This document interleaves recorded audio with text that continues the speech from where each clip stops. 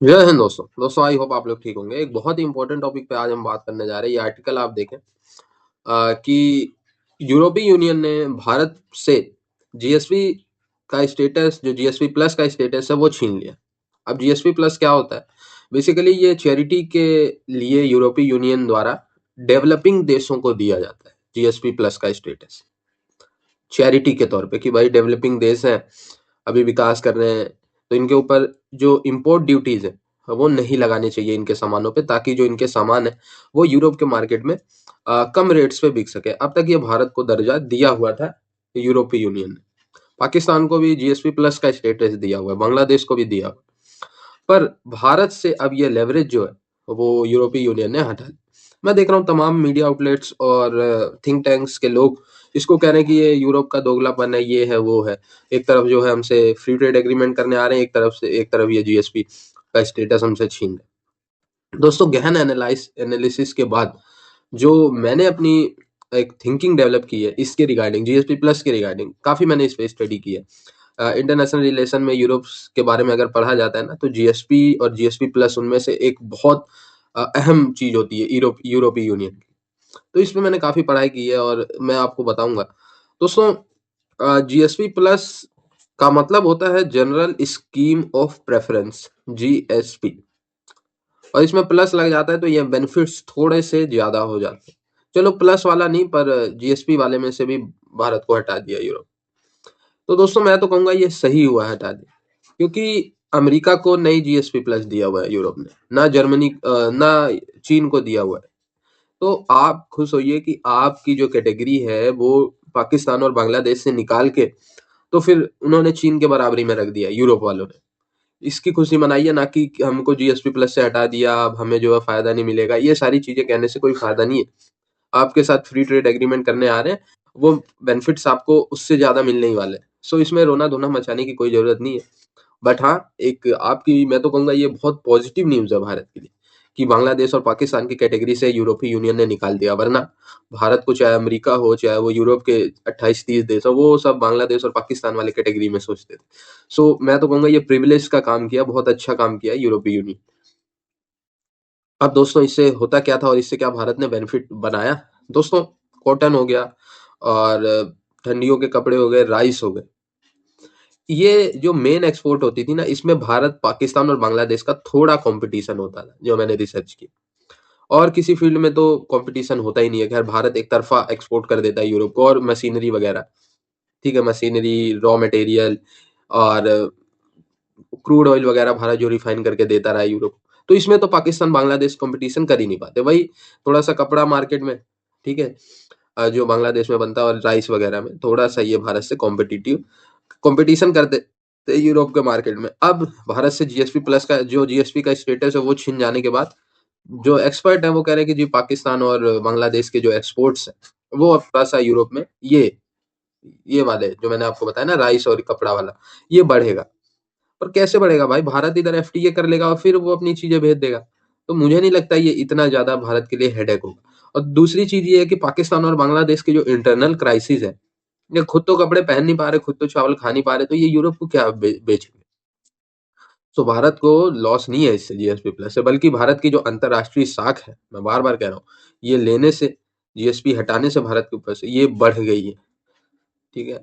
अब आप रहना चाहते हैं वही इथोपिया, गाम्बिया, ठीक है, सूडान, इजिप्ट और पाकिस्तान, बांग्लादेश, म्यांमार, श्रीलंका, इन सब के लिस्ट में रहना चाहते हैं क्या आप? आपको प्रेफर करनी चाहिए ऑस्ट्रेलिया, ब्राजील, ये जैसे देशों के ग्रुप, और इन देशों जैसी साख आपको बनानी है। सो जीएसपी का स्टेटस जो है वो, अब हम इतने भी गरीब नहीं रहे कि वो हमें स्टेटस मिले। सो अच्छा हुआ। वही दोस्तों, जीएसपी जो है ये काफी एक ब्रॉडर टर्म है। ईयू के देश जो है इसको वेपन की तरह यूज करते रहे हैं। ऐसी बात नहीं है कि आज इसको जो है हटा दिया तो अच्छा है। मैंने अपनी थिंकिंग बताई। अब जैसे जनरलाइज्ड स्कीम ऑफ प्रेफरेंस इसका फुल फॉर्म है।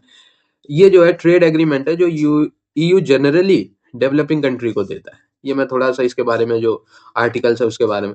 अच्छा, जब जिस देश को जीएसपी या जीएसपी प्लस मिल जाता है तो उसके ऊपर जो टैरिफ होते हैं या कस्टम ड्यूटीज होते हैं, वो लगभग लगभग जीरो हो जाते हैं या उसके आसपास हो जाता है। अच्छा, ईयू क्या कहता है कि इसका, हमारा ये देने का एम क्या है, कि हम तो भाई डेवलप्ड है, और हमारी मार्केट में अच्छी सामान आनी चाहिए। सो जो डेवलपिंग कंट्री है वहाँ से अच्छे सामान आएँगे, तो हम उनको सपोर्ट करेंगे अपने मार्केट में ये जीएसपी का स्टेटस देके। इसके 3 वेरिएंट होते हैं, जैसे मैंने अभी वीडियोज़ में बात की ना कि कभी कहा जीएसपी, कभी कहा जीएसपी प्लस, तो इसके 3 वेरिएंट है, एक और वेरिएंट है इसका। इन ये जो एक तो जीएसपी हो गया, एक जीएसपी प्लस हो गया, और एक होता है इसमें जीएसपी लोअर मिडल इनकम और लो इनकम। आप समझ रहे हैं? एक जीएसपी प्लस और एक लोअर मिडल इनकम और एक लो इनकम। सो ये है। अब जैसे पाकिस्तान को तो भाई अब जीएसपी प्लस का दिया हुआ है, अब क्या बताऊं।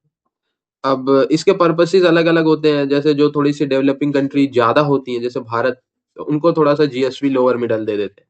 पाकिस्तान और बांग्लादेश को लो और इन सब कैटेगरी में डाला हुआ है। तो ये सारी चीज़ें हैं, इससे स्पेशल बेनिफिट कई देश उठा रहे हैं, पर वही है ना कि चाइना और ब्राज़ील और ऑस्ट्रेलिया से आपको मुकाबला करना है, और आप सोच रहे हैं कि इधर हम जीएसपी पे चलें डेवलपिंग कंट्री की लिस्ट में, तो थोड़ी ना काम चलेगा। अब आप आइए थोड़ा मार्केट में चाइना-वाइना से टक्कर लीजिए तो बात होगा। खैर लोग कहेंगे भाई अभी हमारी इतनी वो नहीं है, पर है आपकी हैसियत, तभी तो ईयू की चीफ आपके साथ जो डील करनी है, वो कह रही है mother of all the deal हम करने जा रहे हैं भारत के साथ। तो आप खुद अपनी हैसियत को कॉम्प्रोमाइज़ करते हैं, फिर जब दूसरा कर देता है तो आपको बुरा लगने लगता है। मैं वो थिंक टैंक्स की बात बता रहा हूँ, वो एक्सपर्ट्स की बात बता रहा हूँ जो यूरोप को क्रिटिसाइज़ कर रहे हैं। भाई वहाँ पे क्रिटिसाइज़ करें जहाँ पे बनता है। अभी आपको यूरोप जो है जीएसपी प्लस या जीएसपी का स्टेटस दे के फिर आपको वही डेवलपिंग कंट्री पाकिस्तान और बांग्लादेश जैसे ट्रीट करे, तो आपको बुरा लगने लगेगा। अब उन्होंने आपके साथ जीएसपी प्लस स्टेटस, जीएसपी का स्टेटस हटा के, तो आपको अब चाइना और इनके बगल में ला दिया ऑस्ट्रेलिया, और आपको फिर कह रहे हैं कि हमारे साथ फ्री ट्रेड एग्रीमेंट करो, तो क्या बुराई है भाई?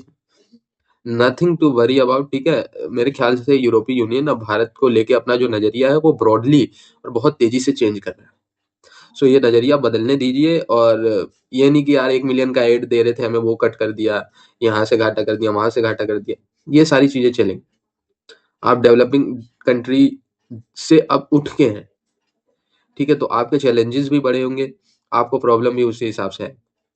सो मैं मुझे नहीं लगता ये बड़ी समस्या है भारत के लिए। एफटीए होगा तो उससे ज़्यादा हमारा ट्रेड बेनिफिट होगा।